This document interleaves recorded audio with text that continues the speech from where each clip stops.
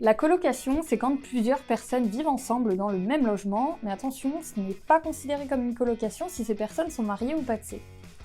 La colocation peut être organisée de deux façons, soit avec un bail unique signé par tous les colocataires, soit avec des baux séparés, donc un pour chaque colocataire.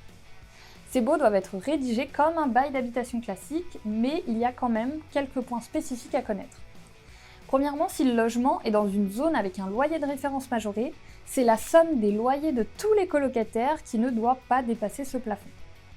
Sur l'assurance habitation, le propriétaire peut souscrire une assurance pour toute la colocation et inclure son coût dans les charges, mais cela doit bien être précisé dans le bail.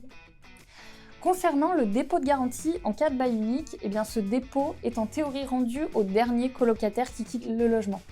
Toutefois, il est d'usage que le colocataire rentrant achète le dépôt de garantie versé par le locataire sortant.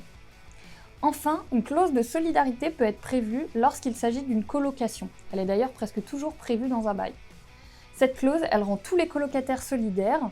Si un colocataire ne paye pas son loyer ou ses charges, le propriétaire peut demander aux autres colocataires ou à leur caution de payer à sa place. Quand un colocataire décide de quitter la colocation, il reste responsable du paiement des loyers, soit jusqu'à ce qu'un nouveau colocataire le remplace, soit s'il n'est pas remplacé pendant 6 mois après la fin de son préavis.